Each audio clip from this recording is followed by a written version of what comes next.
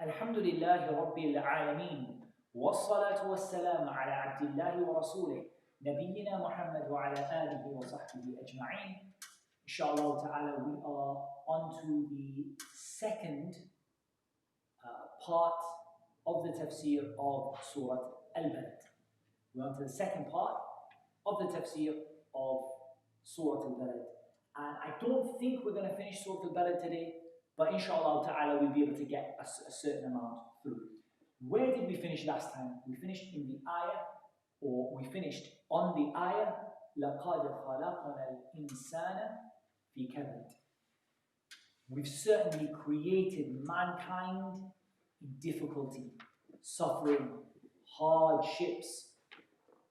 And we mentioned the nature of these hardships. Does anyone remember why we said that this is beneficial? Why is it so important for us that Allah told us that your life is going to be suffering? Your life is going to be hard. Expect your life to be hard. You're born, before you're born, it's hard on your mother who carries you. She gives birth, it's hard. You are born, it's hard. You know, your teeth come, it's hard. You know, you grow up and it's hard. You're a teenager and it's hard. And you know, you get older and it becomes hard, and you live the life of work, and then you get a family, and then your own kids, you start worrying about them and it's hard. And then you get older and it becomes hard, and you become sick and it becomes hard, and so on and so forth. The one who has money complains of the hardships with it. The one who doesn't have money complains of hardships in not having it, and so on and so forth. What is the benefit in understanding that our life is a life of this world, which is generally one of hardships and difficulties? What's the benefit in that? What did we learn from that? Life is a test. Okay, good. If you have anything from YouTube, please do let us know. What? Patience. Still not the main one we said last time. Until you get to Jannah. Until you get to Jannah. So we said it is encouragement towards Jannah, right? It's encouraging you that when you're going to find peace, and when you're going to find happiness, and when you're going to finally feel rest and completely no problems, is Jannah. So you should work for Jannah. You should be working for Jannah, not living for this life. This life is kabad. It's hardships and suffering. And we said that another benefit you can take from this is that whatever you do in this life, how much money you get, how much success you get, inni la uqsim billah, I swear by Allah, you are not going to go out of al-kabad, mukabada, mu'ana, shada'id. You're not going to go out of having difficulties and problems. So how strange is it that there are some people who are spending their whole life chasing the dunya? They're just chasing problems. They're chasing more problems. They're thinking that if I get money, I'm going to finally be happy. I'm not going to have any problems. Or if I get this which I want, this job, I'm not going to have any problems. Or when I get married, I'm not going to have any problems. Or once I've retired, I won't have any problems. You can't go out of this because Allah swore by Makkah. Allah swore by لا أقسم بهذا البلد وأنت حل بهذا البلد ووالد وما ولد. Allah swore by the parent and the offspring. Or Allah Azza wa Jal swore by Adam and his offspring. Or by Ibrahim and Ismail. And Allah swore لَقَدْ خَلَقْنَا الْإِنسَانَ فِي كَبَدٍ. Whatever you're going to do in this life, your life is going to be hard, tough. It's going to have shada'id. It's going to have some tough times. And yes, that doesn't mean you're never going to have a good time. There are awqat, al-raha, times where you feel a little bit relaxed. But how many of those times before you come back again to the shada'id, the difficulties and the toil? Good word for kabad is toil. Work, struggling and striving and tough all the time. There is another benefit behind this ayah. And that is this ayah, and this is what I think one of the things the brothers mentioned just earlier in the class. This is one thing with this ayah, is this ayah tells you how important it is for you to be content with the qadr of Allah. And this ayah actually brings you contentment with Allah's qadr. It makes you feel content. Because once you know Allah told me, expect it to be tough. Once you know that Allah said to you, it's going to be tough, now you feel, what do you feel? You start to feel content with the qadr. You don't get angry with Allah. Wallah, some people get angry with Allah. Even I was discussing with the Imam of the Masjid before he went away, Sheikh Jawhar, Allah yahfadhu. We were talking that even some people in this community, when something bad happens to them, they start speaking bad about Allah. And even, subhanAllah, some of them might even curse Allah or might even curse Allah's qadr. And this is kufr, billah. This is disbelief in Allah Azza wa Jal. Because something bad happened to them. Because what they were expecting, you know when we talk about setting your expectations, Allah set your expectations right here. We do that, you know, when we go to Hajj.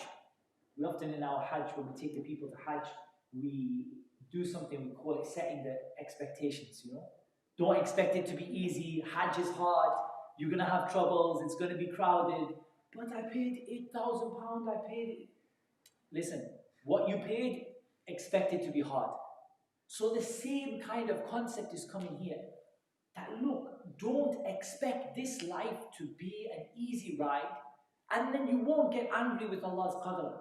You won't feel down because you didn't expect it to be an easy ride. You expected it to be tough. And that's how it was.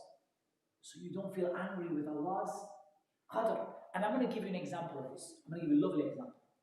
This example, Shaykh Khalid said he gave this example, this explanation. Look at what happened with the Ahzab. You remember the story of al-Ahzab?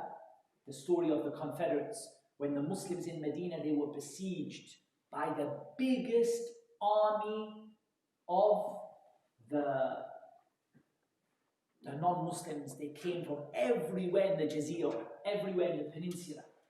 They all came together to finish the Muslims once and for all. You imagine a small number of people in Medina, and you see this army that the Arabian Peninsula has never seen before. It's, as the eye can see, huge army with all kinds of the weaponry and horses, cavalry. They have the best equipped army that the Arabs have ever raised, and they've come to wipe out the Muslims. How did the Sahaba behave, and how did the Munafiqun behave? The Sahaba said, when they saw it, when they saw the Ahzab, they said, هَذَا مَا وَعَدَنَ اللَّهُ وَرَسُولُهُ وَصَدَقَ اللَّهُ وَرَسُولُهُ.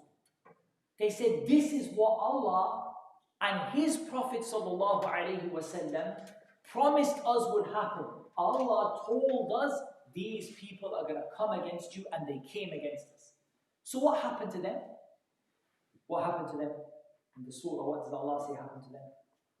That their iman, زادهم imanan, their iman went up. وَقَالُوا حَسْبُنَ اللَّهُ وَنِعْمَ الْوَكِيلُ. They said حَسْبُنَ اللَّهُ وَنِعْمَ الْوَكِيلُ. What an excellent, how, they said, حَسْبُنَ اللَّهُ. Allah is enough for us, and what an excellent disposer of affairs. They were happy. They saw an army that came to kill them, and they said, they praised Allah. They were happy. They took from that contentment, and they took from that iman, because they expected it, and they were waiting for it. What did the Munafiqun say? مَا وَعَدَنَا اللَّهُ وَرَسُولُهُ إِلَّا غُرُورًا. They said that Allah and His Messenger, they promised us a lie. We did, you know, they promised us, they deceived us. We didn't know this was going to happen. And they became angry with Allah, angry with Rasulullah sallallahu alaihi wasallam, because they didn't have an expectation that this was going to happen. And of course, their lack of iman, their distance from Allah Azza wa Jal, their nifaq, their hypocrisy, their disbelief, It caused them to become angry. So when Allah is telling you about difficulties, don't take that like just let it go over your head. Allah is telling you to prepare you, to toughen you up, make you ready. That I'm ready, that this life, I'm not living in this life because I think I'm living in Jannah. I'm living in this life to get to the life which is to come. That's when I'm going to relax. That's when I'm hoping that Allah is going to have mercy on me. That's when I'm hoping to relax and enjoy and so on. As for this life, if there's a time to enjoy it, alhamdulillah, whatever there is to enjoy that is halal, we'll enjoy it. But I'm not expecting this life to be a place of enjoyment. So this prepares you and gets you ready to have sabr. It prepares you and it gets you ready to have sabr. Moving on, some of the scholars of Tafseer, not all of the scholars of Tafseer, interpreted the word kabad to mean mukabada wa shada'id. Some of them, they took it to refer to the creation of man. They took it to refer to the creation of man.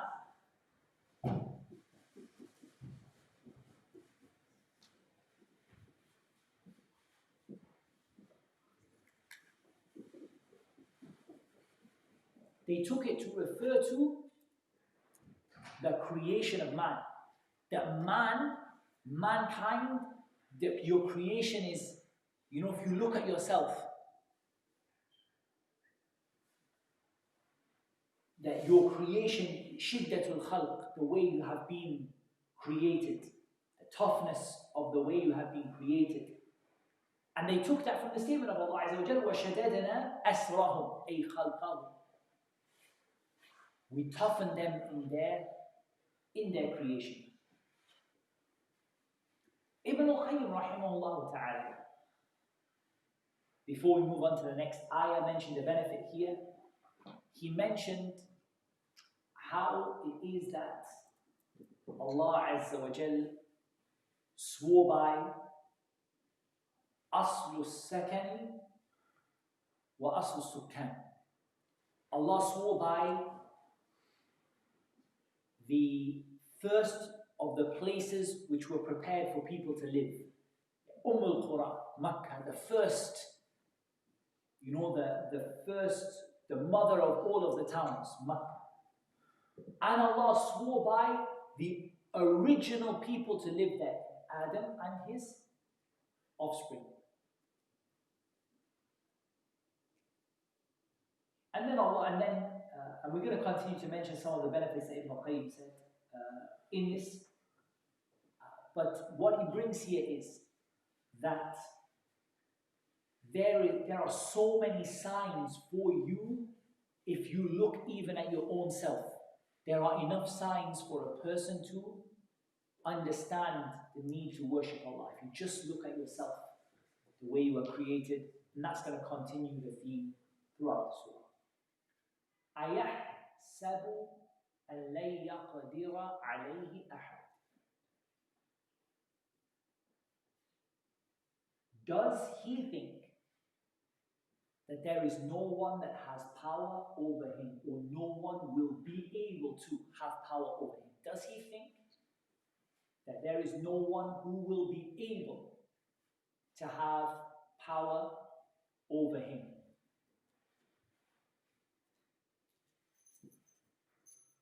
In other words, how can a person, after they saw the nature of life, the toughness and the roughness that is in life, and they saw the way that Allah Azza wa Jal created them, how is it that a person can have this tawahhum, this false impression, or how can a person be so arrogant and proud that they think that no one is able to have power over them? i.e. that Allah is unable to have power over them. This tells us something about the suffering in life, the toughness of life. It tells us that the toughness of life is a sign from the signs of Allah Azza wa Jalla. After you've seen the toughness of life, then you believe that there's no one who's going to take you to account. There's no one that can punish you in the dunya. Whatever you're going to do, everything is always going to work out the way you want after you've seen. You've seen the kabad, you've seen the mukabadah, the shada'id in life, and then you think nobody has the ability to have power over you, that Allah Azza wa Jal doesn't have any power over you. And this here brings us something different as well. It brings us a great benefit. It tells us the situation of mankind without Islam. That he's between two situations. Which two situations is mankind without Islam? The disbeliever or the one who is far away from Islam? What two situations does that person go between that are both mentioned in these two ayat? Let's see if we get any answers from the people who are watching on YouTube.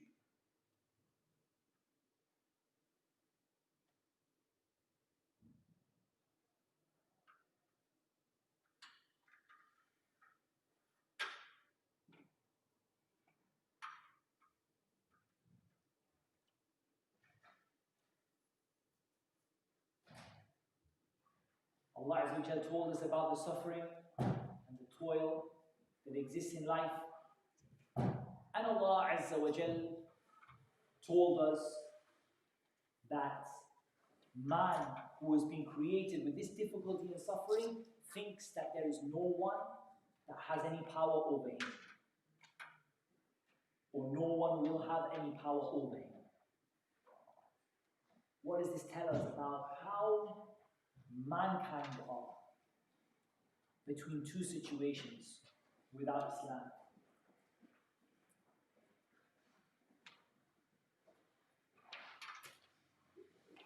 Is everyone sleeping?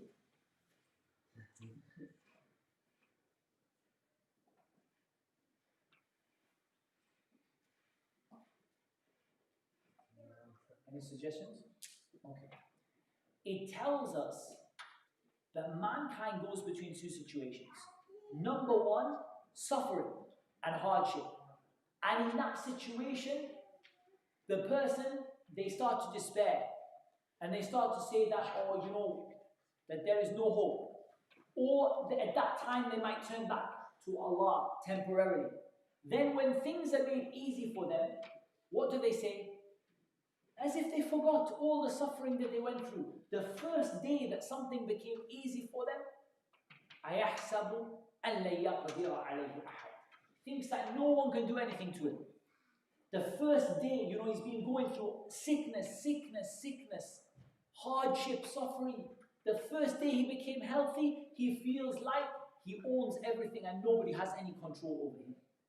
He's been poor and needy his whole life. The first day he gets money, he behaves as though there's no consequences to his actions. I'm going to spend that money however, do whatever I want. I'm going to behave however I want. He doesn't think there's any consequences to his action. But yesterday he was in poverty. Yesterday he was suffering, and today he thinks there is no consequences for his actions. No one has a power to take into account. No one has a power to bring him back to the poverty again.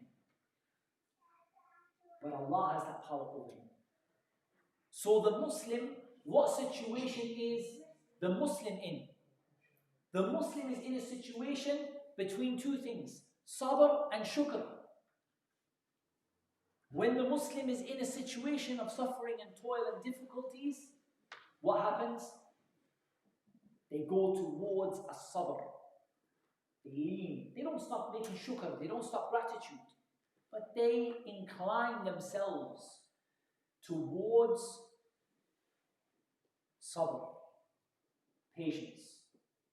They start to be more patient and really push themselves to be more and more patient.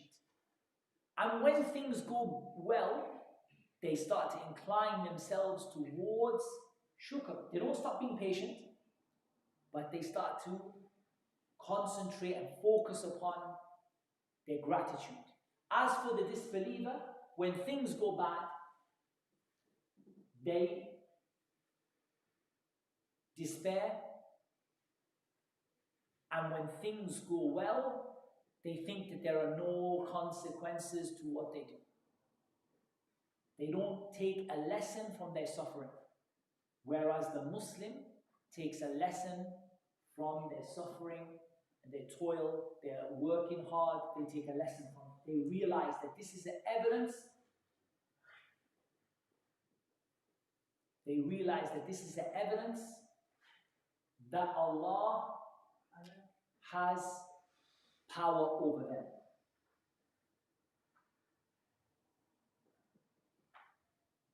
يقول أهلكت مالا لبدا.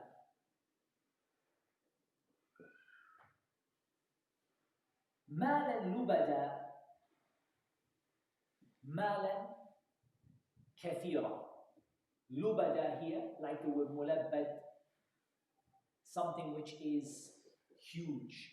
He says, I have أهلكت. أهلكت.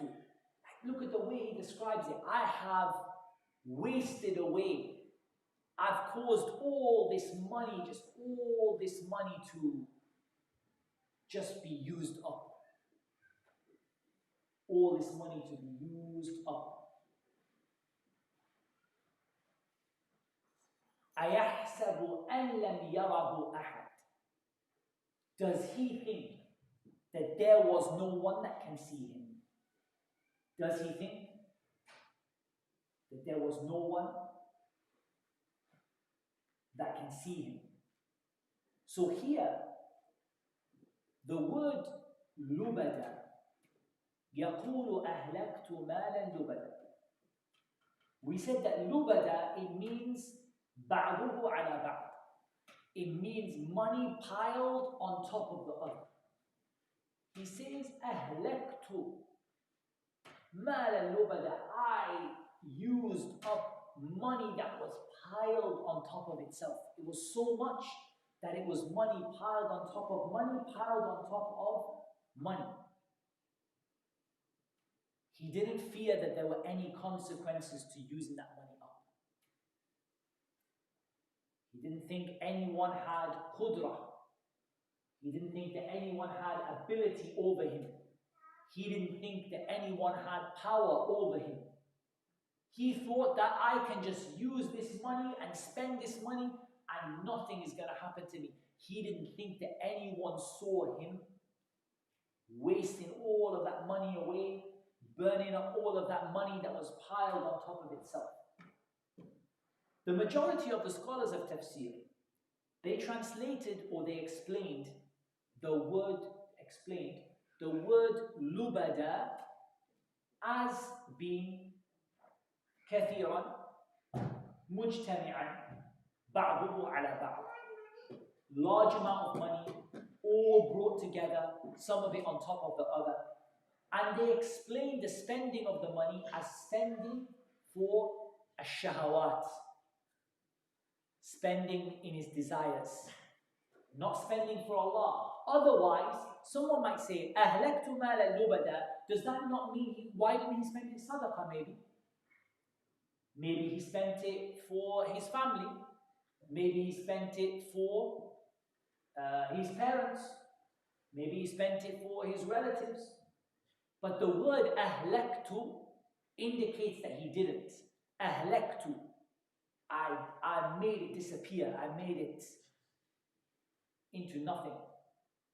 It indicates that he spent it on ash-shahawat, his desires. He spent it on the haram. Ibn Jarir al-Tabari, rahimahullah ta'ala, he brought a meaning that is akhassu min dhalik, more specific. Ibn Jarir, he said, the meaning is he spent it في عداوة محمد صلى الله عليه وسلم. He spent it in the enmity of Muhammad sallallahu alayhi wasallam. He spent it against Islam. He spent it against Islam.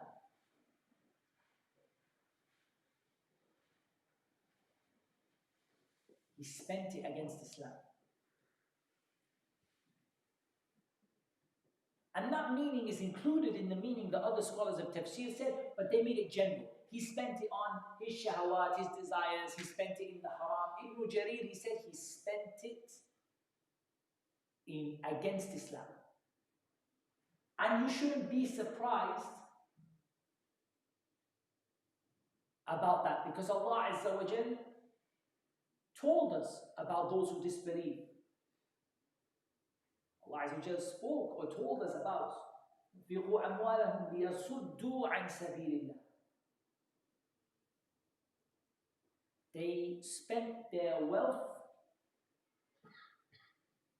in order to take people away from the path of Allah. This is something that is normal for the people who have enmity towards Islam and hatred towards Islam. It's normal that they spend their money, and you see them spending money upon money piled up in order to harm Islam and the Muslims. And a person, subhanAllah, would look at this and sometimes they might feel despair in their heart. They might feel that, subhanAllah, how much money is it that the enemies of Islam spend to destroy Islam? يَقُولُ أَهْلَكْتُ مَالًا لُبَدًا. Money that was piled on top of money on top of money. Just piles of money used up to destroy Islam and harm Islam. But you need to understand that Allah Azza wa Jal promised us that this money will not benefit them. This money will be hasra for them. It will be a loss for them. ثُمَّ يُغْلَبُونَ. Then they will be defeated. So nobody should feel surprised that they use this money like this. أَهْلَكْتُ مَالًا لُبَدًا. I wasted and I used up money in piles upon piles upon piles. So let's go back and take these three ayat now. أَيَحْسَبُ أَنْ لَا يَقْدِرَ عَلَيْهِ أَحَدٌ. Does he think that there is nobody that will have power over him? He says, I have used up money or wealth, some of it piled upon the other. Does he think that nobody sees him? Does he think that nobody sees him? And Imam Ibn Qayyim rahimahullah ta'ala, one of the benefits that he brought, many benefits to be honest, and I might read his statement in full in the next class inshallah. Ibn Qayyim, he mentioned that recompense, you know, when Allah brings you on the day of judgment and gives you recompense, reward or punishment. Reward or punishment comes from or the characteristics that Allah has that make Allah Azza wa Jal capable of recompense, of giving you punishment or reward are al-Qudra wal-Ilm, are power, that Allah is able to do all things, that Allah is knowledgeable of all things, that Allah sees all things. Okay?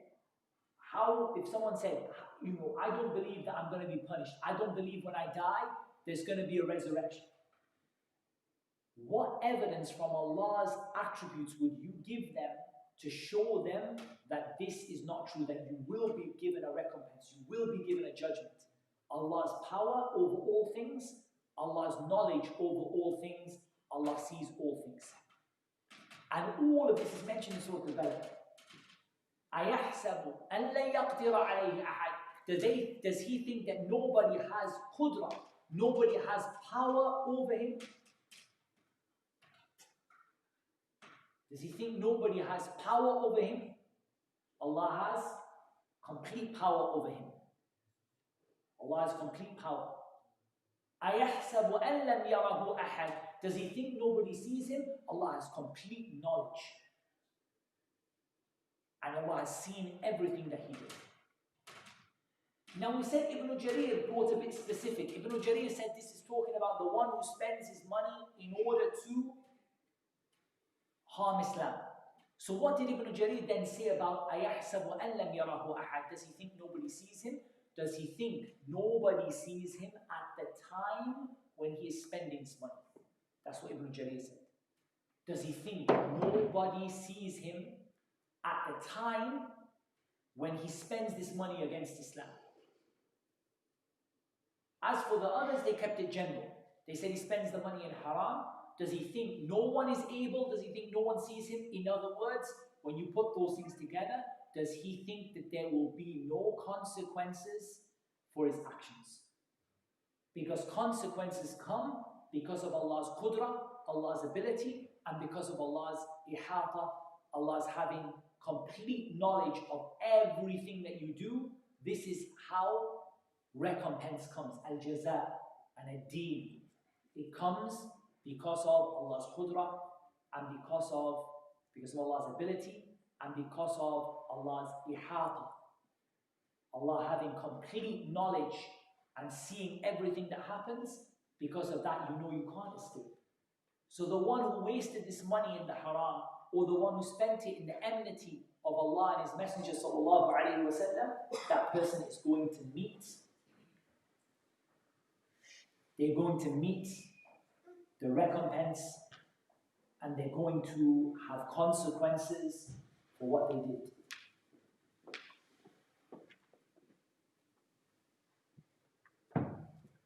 It also indicates, as we said, that the person never thought that Allah Azza wa Jalla can give him consequences in this world or the next.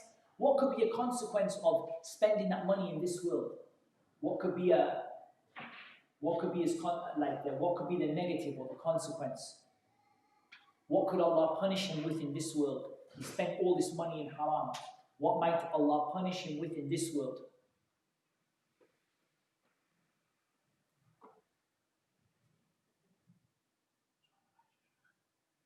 What do you think? Spend all these piles of money in the haram. What might be one of the punishments in this world? Shaitan. Or shaitan got control over him. That's very true. I think that's true. That's one. Shaitan might get control over him. What about poverty? Allah might make him poor. He's just getting this money and he's wasting it, burning it up in every kind of haram, or he's burning it up, spending it against Islam. Yeah, taking his money away. That's a very good one. You put that one on there. Brilliant. Taking his money away. Maybe Allah will take his money away. وَلَنُذِيقَنَّهُم مِّنَ الْعَذَابِ الْأَدْنَى دُونَ الْعَذَابِ الْأَكْبَرِ لَعَلَّهُمْ يَرْجِعُونَ. We're going to test them with some of them. We're going to make them taste some of the minor punishment before the major one. Maybe Allah will take his money away, perhaps he will repent. But if it comes to Yawm al-Qiyamah, then the punishment is far worse. وَلَعَذَابُ الْآخِرَةِ أَشَدُّ. The punishment of the Akhirah is much, much worse. The punishment of the Akhirah is much, much worse. So in summary, how could a person not realize after they saw themselves, they saw how their life is, and they thought they were left without any guidance and without anyone watching over them. And they thought that there would be no consequences for the actions that they would do. Rather, the one who gave them this wealth is the one who is able and the one who has complete power over them and sees everything that they do. And I just want you to really think about how this statement, يَقُولُ أَهْلَكْتُ مَالًا لُبَدًا, is sandwiched between the two ayat. between al-Qudra wal-Ihata, between power and between complete knowledge of everything that happens. Power and complete knowledge over everything that happens. And in between that, what does man say? He says, I wasted all this, I used all this money piled on top. I used it, I spent it all. And also that a person never ever feels sad from the Muslims when they see the enemies of Allah with so much money. You know, you see that, don't you?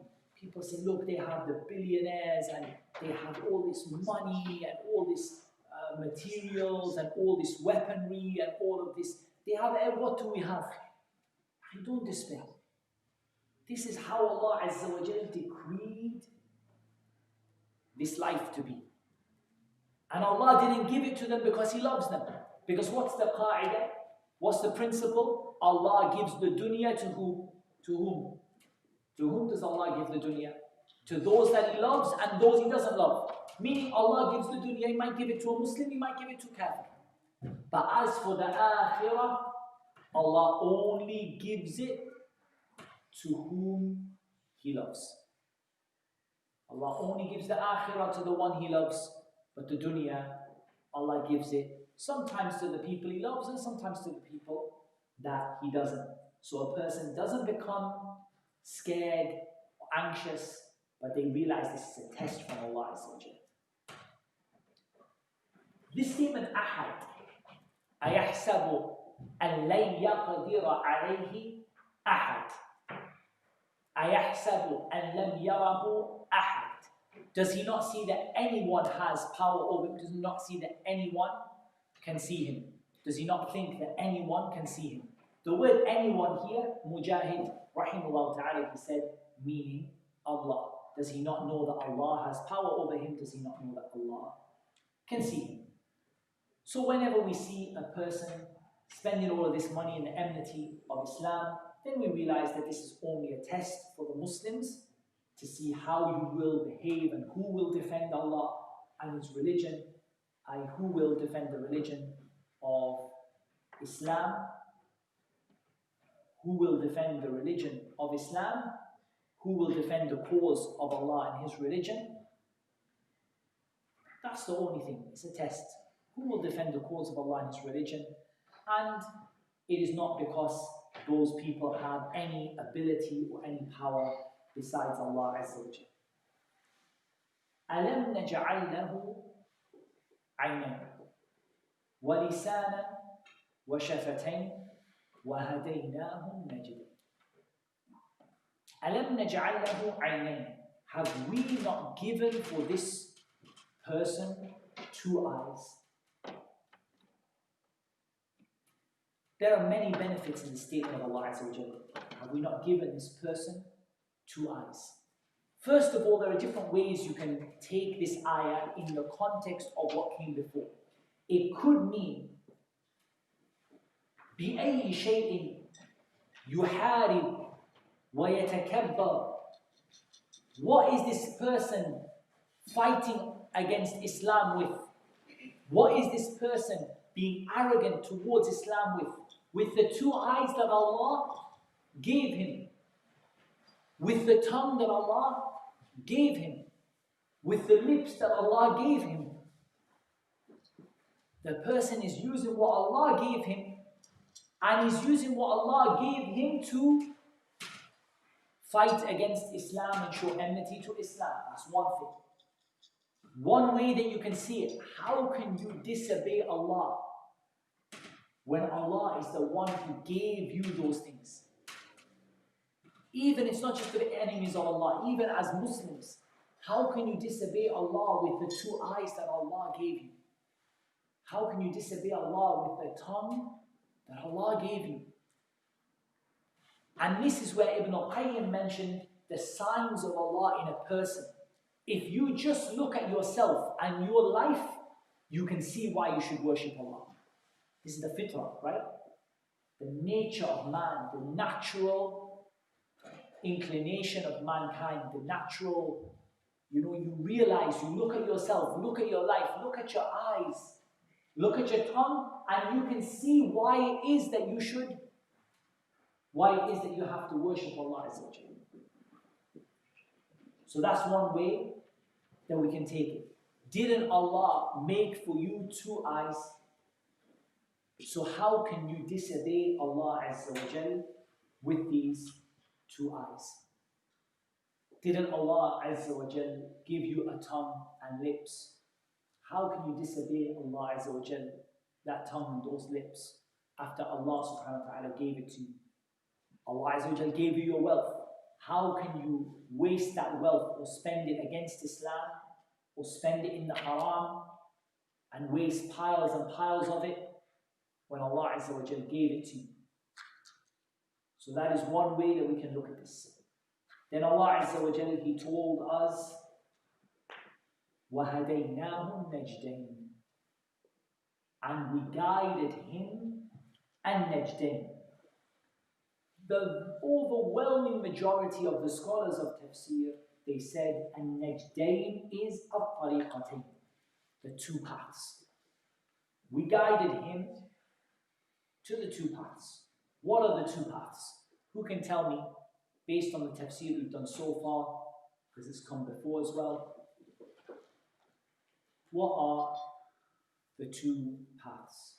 Allah guided you to the two paths.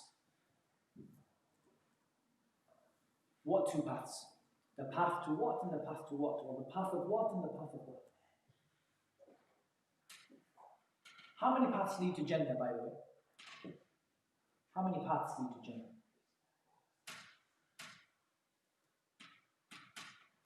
Surah al-Fatiha. Ihdina as-sirat al-mustaqim. How many paths lead to Jannah then? One. Just one.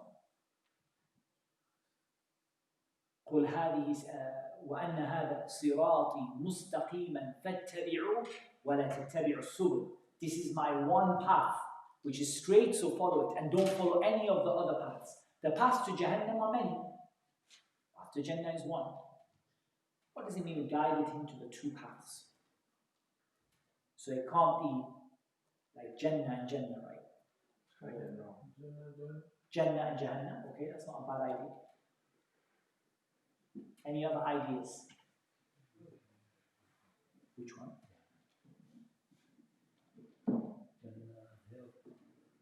Jannah and Jahannam, that's a good idea. Jannah and Jahannam, that's a good idea.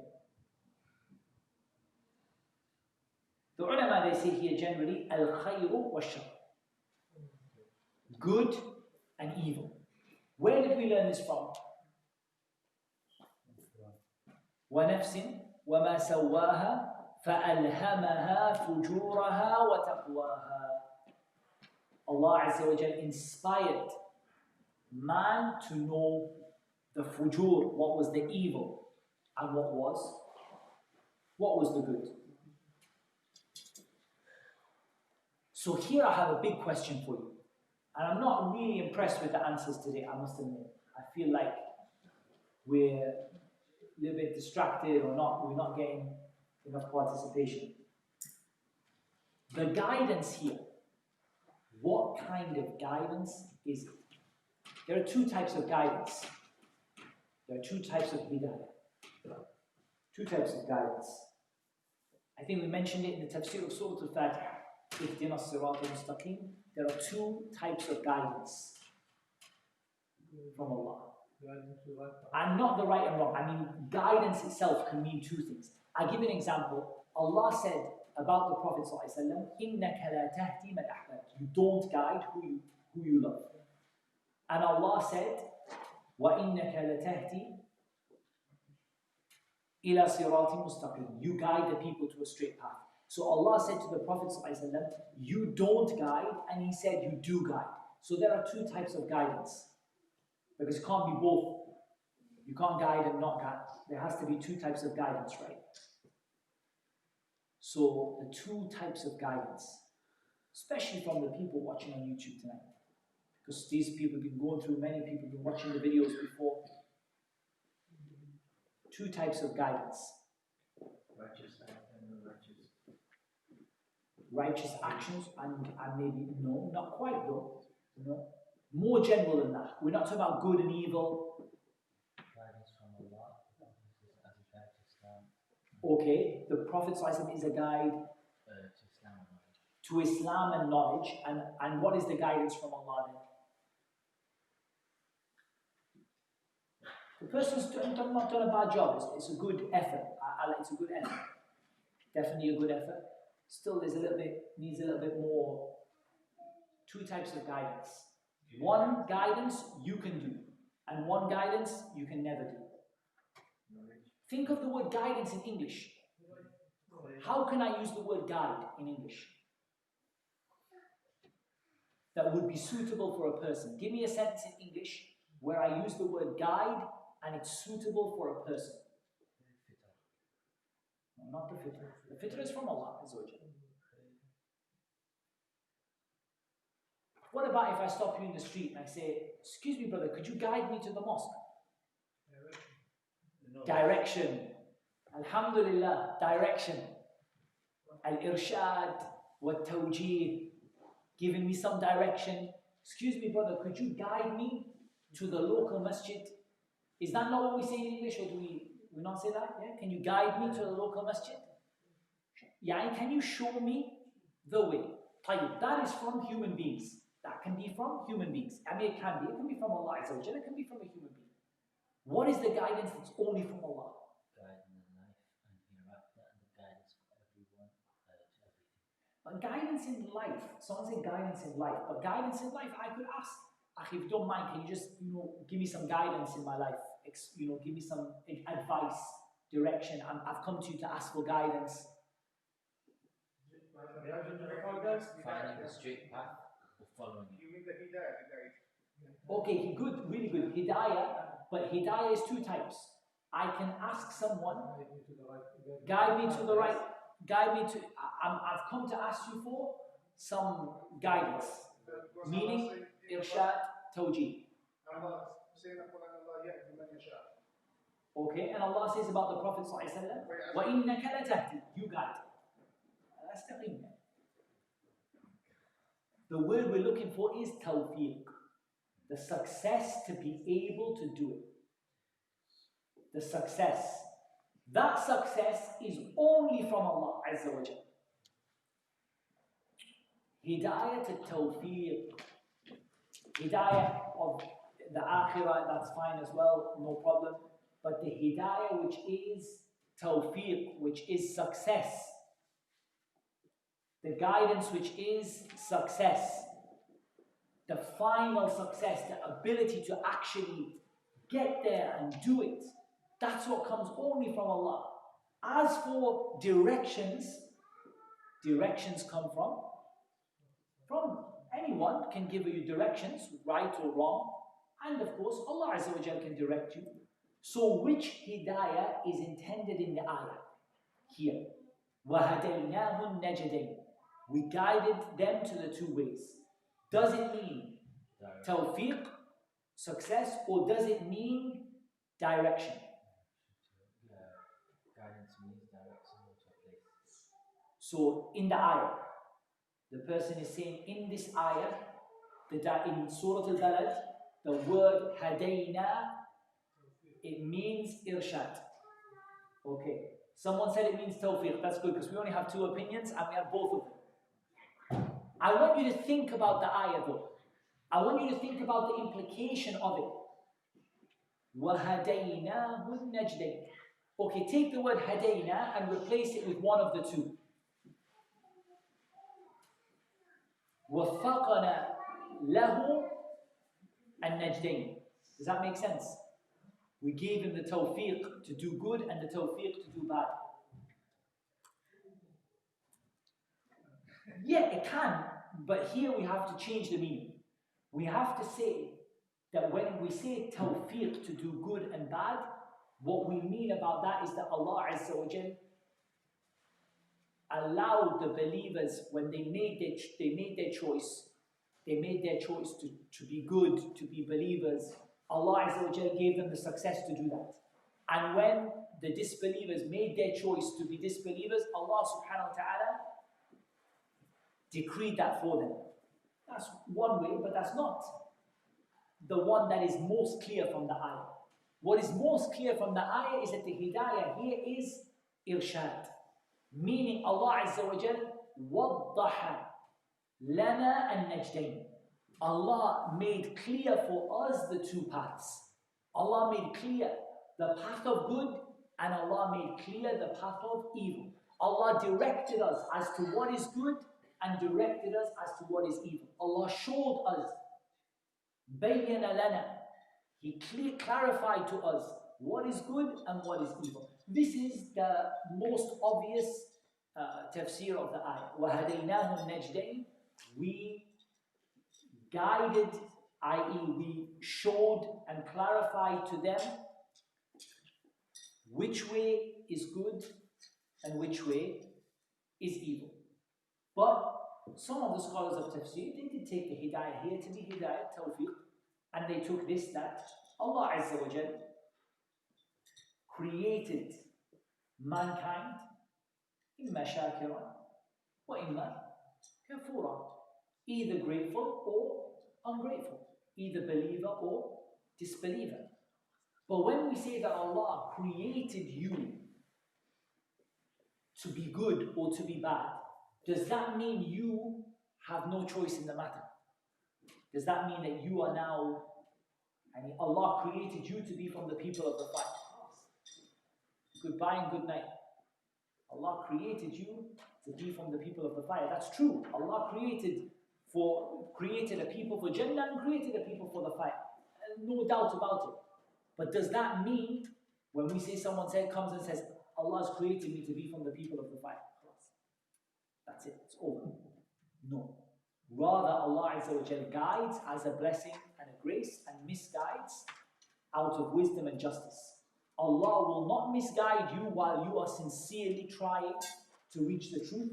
Allah Azza wa Jal will not misguide you while you are supplicating to Him and begging Him and trying your very, very best. Allah Azza wa Jal said, وَالَّذِينَ جَاهَدُوا فِينَا لَنَهْدِيَنَّهُمْ سُبُلَنَا. Those people who strive for us, we will guide them to our paths.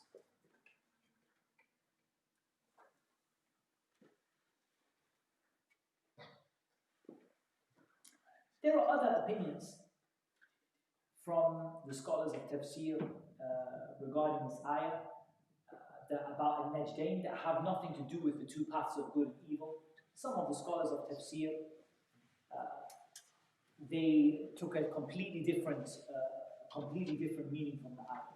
For example, some of them said, وَهَدَيْنَاهُ النَّجْدَيْنِ, that we guided him to drink from his mother when he was born. And Najdain, al-Thadyain, some of them said. We guided him to drink from his mother's milk when he was born. But this is not really a strong tafsir of the ayah. The majority of the scholars of tafsir, they took the opinion that Najdain means at-tariqatain, the two paths. The path for good and the path for evil. I think we'll stop there because our Isha time now is moved to 8:30. So what we'll do is we'll see if there are any questions.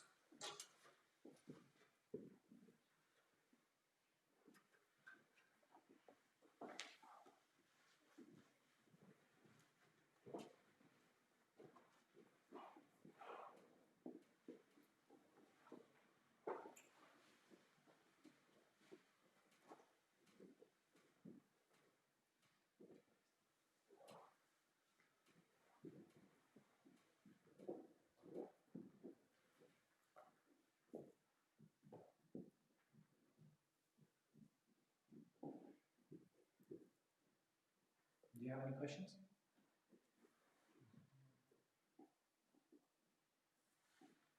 Any questions from the brothers who attended? Or any questions from the sister's side? You can check. Even if we lead our children in the knowledge of the guidance of Irshad, they need to go astray at the guidance of Tawfiq from Allah. Yes, that's absolutely true. Even if we give irshad to our children, we give them guidance and direction.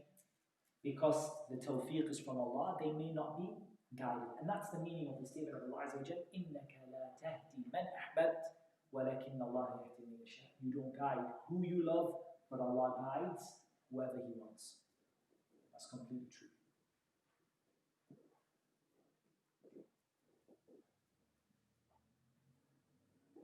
Are you saying something else? Okay, should we finish up there then? 1 minute.